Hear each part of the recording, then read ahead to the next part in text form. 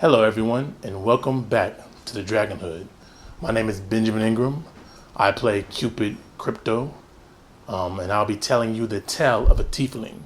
His backstory is pretty long. Well, it's not that long, but I'll be reading it off of my phone just so I won't make any mistakes. So I play Cupid Crypto, son of Moss Crypto, husband of death, brother of war, father of famine and conquest, the harbinger of God's wrath, the fifth horseman, the apocalypse.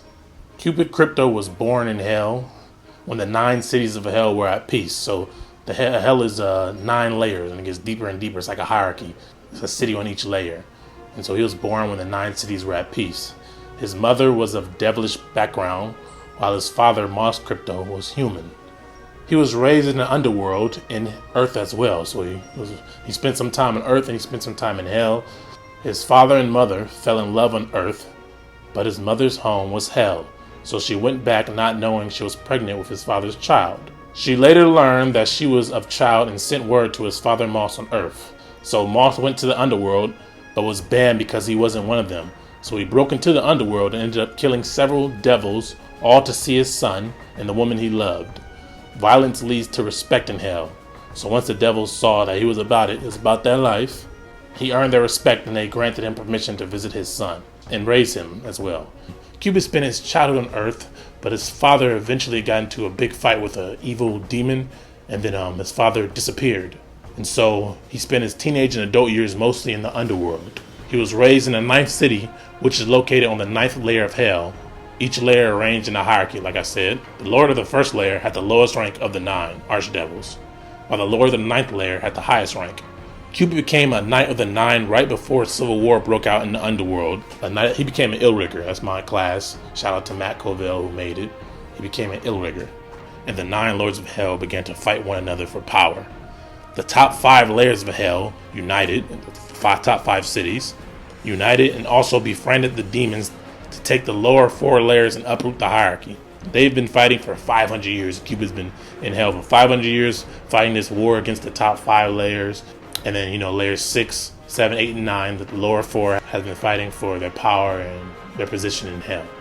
Then Cupid was given a mission by Asmodeus, the lord of the 9th layer, to put together a team and destroy the powerful leaders of this rebellion. So Cupid started to put together his team. He enlisted his wife, who's a great warrior. She's from the 9th city, which is called the City of Death. His brother from the 8th city, who's another great fighter, the City of War. 2 of his many children. One of his children is from the 7th city, the City of Conquest. And the last from the 6th city, the City of Famine. The other cities are, the City of Pestilence, which is the 5th city, 5th layer. The City of Insanity, 4th city. The City of Vengeance, the 3rd city. The City of Greed, the 2nd city. And the 1st city on the 1st layer is called the City of Fire. His team were called the 4 horsemen.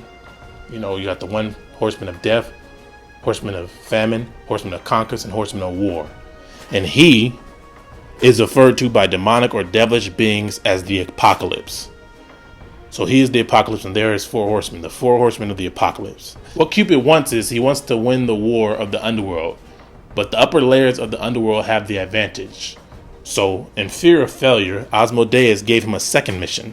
He must journey to the heavens, the 7 heavens of Mount Celestia, and speak to the lords of the 7 heavens, because they prophesy that he will lose. They prophesy that the leader of the underworld will fall. The heavens wouldn't normally care what happens in hell, but they see opportunity here.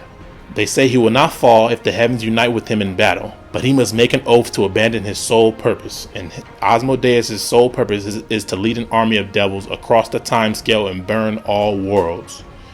And they want him to give that up. And to ensure that he keeps his oath and his promise to them, Asmodeus must give up some of his power over hell to the heavens. The heavens will govern the underworld along with the devils if the war of the underworld is won. So Cupid must journey to the heavens to save hell. Cupid must unite with soldiers from the heavens and lead them to restore order in the underworld. So it's pretty sweet, Cupid, his whole story is that, he has to journey to the heavens to save hell. There's a big old war in hell and it must be won with the heavens. Thank you for tuning in to the Tale of a Tiefling. I really like this backstory. I really like Cupid Crypto. If you liked it as well, feel free to like and subscribe. Also, check out our campaign, The Dragon Hood. We upload like 2 times a week, and we're getting better and better at it. We're getting new audio equipment and a new look, and it should be really fun. And D&D forever. Goodbye.